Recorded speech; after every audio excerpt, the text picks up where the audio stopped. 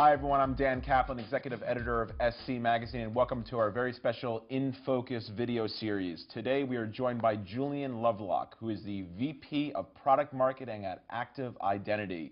Julian, thanks for joining us today. Thanks, Dan. It's great to be here. Now, Julian, authentication and credentialing has been very important when we're talking about the physical world or traditional computing environments, knowing that a user is who they say they are. For sure. I would imagine that as we see this meteoric rise in mobile device use, that's going to carry over to the mobile world as well, when we're talking about smartphones and tablets and the like, ensuring that users are who they say they are, that are trying to access those devices as well. Yeah, absolutely. So if you think of it from the perspective of an IT security manager working in an organization, and one day his employees start bringing in their personal devices and they want to use those devices to connect to corporate resources, to corporate email, to download documents, to access CRM systems and the like, then that individual is kind of faced with a number of challenges that he or she has to overcome. Firstly, they've got to be able to segregate off a section of that mobile device and dedicate it to corporate work, separated from, you know, the guy's kids' applications on there and his own personal Spotify account and everything like that. Once he's then working within that sort of corporate domain on the phone and he's got a tool to be able to segregate that, he's got to be able to control access of applications from within that onto his or her network.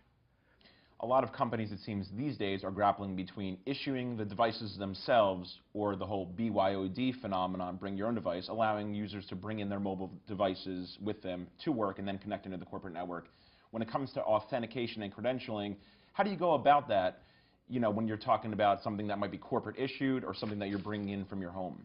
If you are dealing with a BYOD situation where employees are bringing in their own device, it kind of adds that extra dimension. So, as I said, you've got to be able to segregate off a portion of that device and dedicate it to corporate usage. But once you're able to do that, many of the challenges around being able to issue credentials into that area and use those credentials to enable the user to log on to network resources become the same regardless of whether it's a personal device or a corporate issued device. So, and then sometimes when you look at the solutions, the mobile device management solutions that are out there, they enable a platform or a basis into which to issue credentials. So paradoxically, you get greater homogeneity with that environment than necessarily with a device you've issued yourself sometimes. Julian, let's talk about hacking. I mean, we're seeing different types of intruders coming in, whether we're talking about hacktivists, the traditional criminals, largely based in Eastern Europe, who are after financial data, all the way to the nation-state adversaries who are trying to sniff out and steal intellectual property and those sort of things. Hackers take many forms, but a common theme shared in a lot of these successful breaches is the exploitation or the guessing of passwords and credentials and the like. Yeah, yeah. How must organizations deal with that seemingly vulnerable piece to their security puzzle? So there's two aspects that an organization is going to think about. The first is, how does it secure its borders? How does it make sure that an attacker from the outside can't get onto its network by knowing only a static password that can be hacked socially or guessed or whatever? But then the second part of it is, don't assume that your borders are secure. Even with applications internal on your network, don't just rely on static passwords to protect those applications. Don't premise your security model on the assumption that once you're inside the firewall, you're trusted. And when we're talking about easily guessable or easily exploitable passwords and the like, aren't there cases where a company that has a major company that has many different franchisees, their networks may all be configured in the same way, so if you're able to exploit some of the credentialing at one organization, you could find the same setup somewhere else? Absolutely. I mean, there's a number of situations happen. One, for example, is, you know, your user gets onto the account of an administrator, and that individual has used the same password to set up the firewalls, to configure the router, everything else. So by knowing the password associated with that one account and being able to see what other accounts that user has, the hacker can get onto those other solutions, those other devices. Mm-hmm. The other point is that once you're on the network, you can begin to brute force passwords. So even if the password is reasonably strong and you can't guess it, if you can, for example, download the password file from Active Directory and take it offline, you can brute force that over time and gain 60% of the passwords because they're, through a basic dictionary attack or variations of that. Yeah, and when we see when these data dumps happen and passwords are disclosed, and there's so many that are very easily guessable.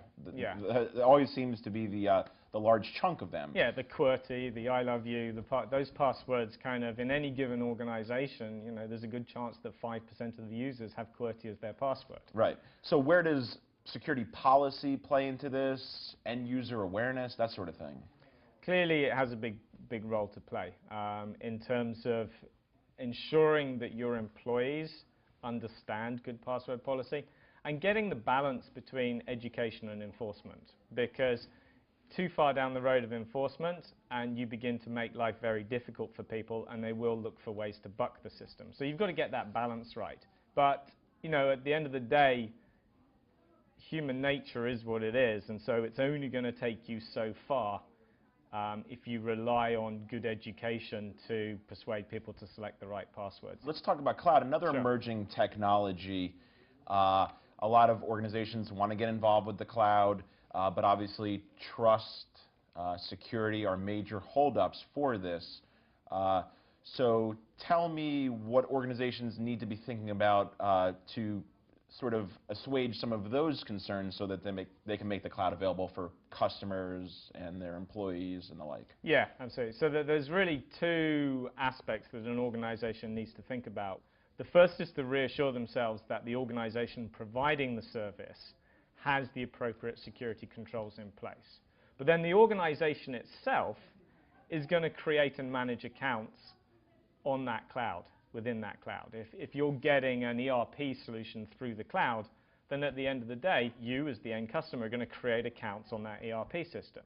So regardless of how good your cloud provider has got in terms of the processes around protecting their infrastructure, if you set up accounts with easily guessable passwords, then no amount of controls on their side is going to help you there. Julian, for quite a long time we've heard about convergence, converging physical and digital security together. Some organizations have done it successfully, but update us kind of where it's at right now and how identity assurance might play into it. Where we're at now is that increasingly the ability to use your physical access badge to gain access to IT systems as a second authentication factor.